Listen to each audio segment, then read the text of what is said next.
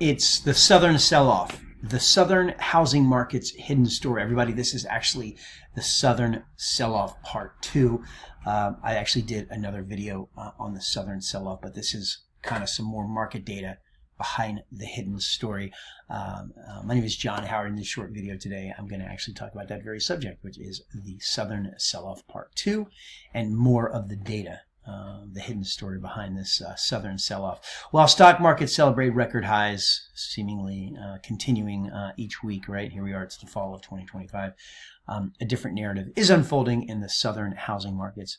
What I'm seeing in Georgia, Florida, Tennessee, and Texas tells a story that official statistics aren't capturing yet. Here's the data on what's happening now. A 6-bedroom home in Georgia bought by an institutional investor for $515,000 in 2022 is now listed at $400,000 after multiple price cuts, and it still hasn't sold. This isn't as an isolated case either. Active listings in Atlanta have surged 254% since March of 2022, yet official price charts show only a 2.1% decline from their peak. Why the disconnect? Why does this happen? Well, the answer lies in how we actually measure housing health. Official data only captures closed sales, the best of what's selling, right? So properties requiring painful discounts often get pulled from the market entirely, never appearing in statistics because they just don't sell, or they just decide not to sell, right?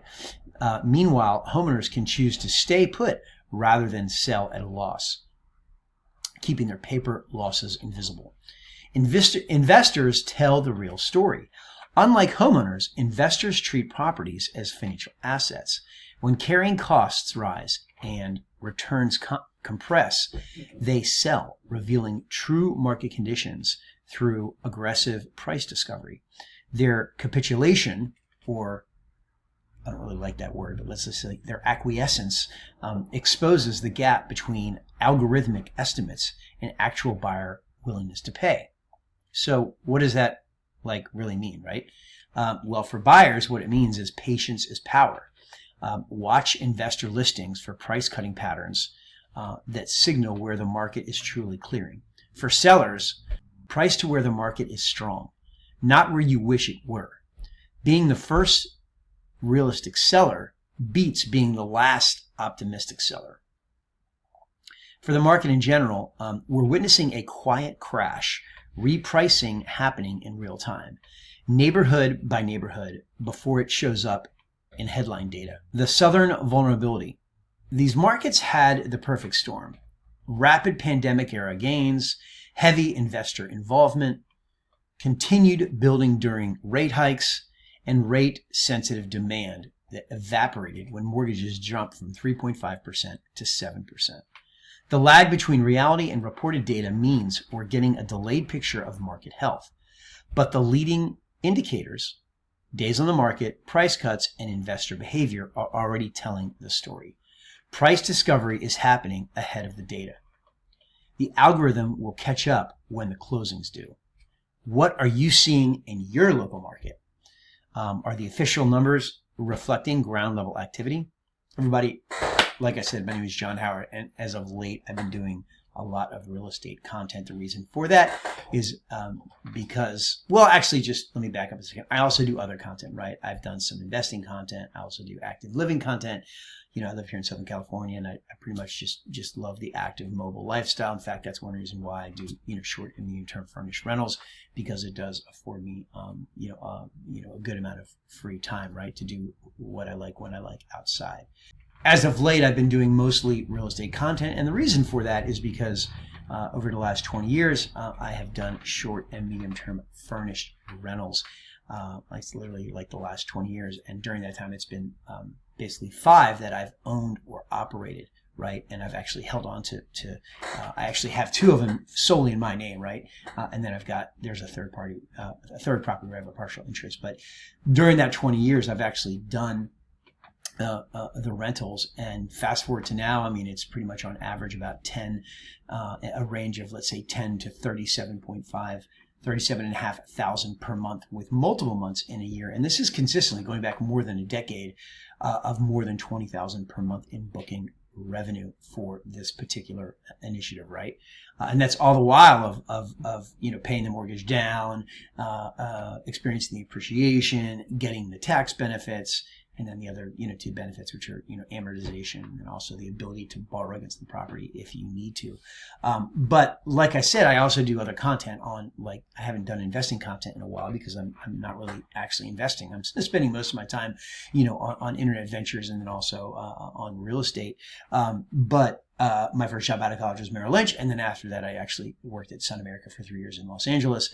And even in between those two, I worked in investment banking in Houston, Texas, for a year as well. So I've got a very deep background, in investing as well. But I've been kind of focusing, my energy on real estate content because that is, what I'm doing most now and what I've actually benefited the most from.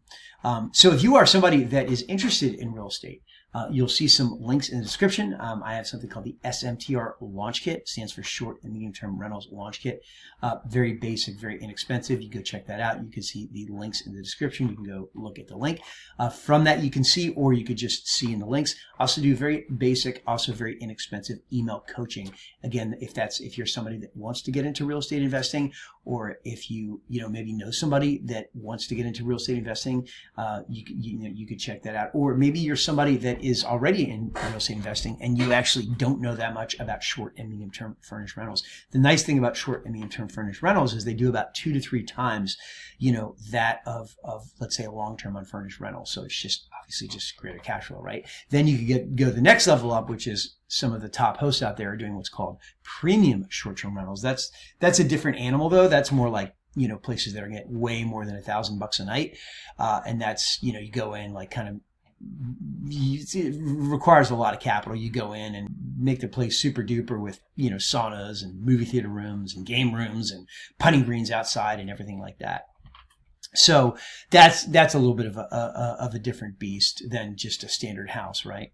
So yeah, a premium short-term rental is probably not likely to be let's say a first-time real estate investment, but it is certainly an investment worth considering because it's really not until now with the advent of let's say short-term rentals and certainly premium short-term rentals that you can make that an investor can make the sort of cash-on-cash numbers that they can, which is a lot of them. So the top premium hosts for premium short-term rentals are doing way more than let's say 20% cash on cash. But the beautiful thing about real estate is that there's just not that many investments out there that you get 5 benefits from one investment, and those 5 benefits, in case you don't know, are appreciation. They are also rental income and cash flow. It is tax benefits through depreciation and active income offset. I'm not a CPA. You might have to talk to a CPA about that, but in order to get the active income offset, you actually have to qualify for material participation, which, as a few requirements, the easiest one to remember is you basically work more than anyone else on the property, and not necessarily physically on the property, but you work more than anyone else on the property, and you do 100 hours or more per year on it. There are other requirements for it. Now, also the 4th benefit is amortization, which is paying that loan down over time. And then the 5th benefit is actually the ability to borrow against the equity from the property in case you want to, let's say, buy a business or you want to buy another property. There's a 6th benefit as well, which I don't hear a lot about, but it's really about, actually setting yourself up with a property to retire and that's paid off. So that right there is, as you can imagine, is a 30-year journey to actually get that property paid off. So if you're, let's say, your 20s or 30s, if you're in your 30s, let's say, and, you could do that where you'd be retiring in your 60s and you've got a property that you paid off through an investment that you made in your 30s as an investment property. And there you go. And actually some of my other videos you'll see where I talk about 16,500 down is 54x or 57x.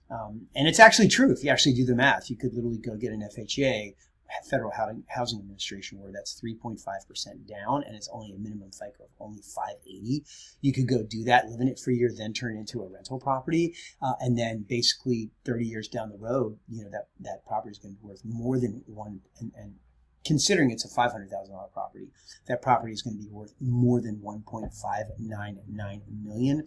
Assuming a couple things. Number one, that appreciation in the U.S. Is 4.24% in 1967 to the end of 2024. Or you could just look at Case-Shiller National Home Price Index, which is actually 309% from 1995 to 2025. Or you can go back even further, which is 38 years and 6 months, which is January of 1987 until now, which is basically, the summer of 2025. And that's about 420%. So if you actually factor that in, right, let's just keep it simple. You keep it factoring with a 10% down payment, that's 4,200% return, or the 30-year is 3,090% return on your investment. Now, if you do the 3.5%, obviously that's like a 57 or 56x. Anyway you cut it, the fact is these investments, when you get these sort of returns, they're actually better than the NASDAQ, and they're better than what Warren Buffett did over 30 years. So it's a very strong investment to consider. Anyway, if you are someone, or if you know someone that wants to get into real estate investing, you can check out the description where I've got the SMTR launch kit. You can check that out. Again, very basic, very inexpensive. Also, very basic and inexpensive email coaching if you'd like to check that out. If you have any questions, put them in the comments area below. We'd be super happy to find them. And as I mentioned, I'm also going to be doing some of the deals that I have, where I have a real estate deal where I'm looking for potentially anybody that wants to go in with me on it. You can basically, you can see that on some of my other socials. I might do them on shorts here or whatever, but you can find me there and check that out. Other than that, thank you very much. You can consider giving the video a like. You can also consider subscribing to the channel if you want to hear about content related to real estate investing, also general investing, as I told you about my background, and and then active living content as well. Okay, thank you very much. Have a great one.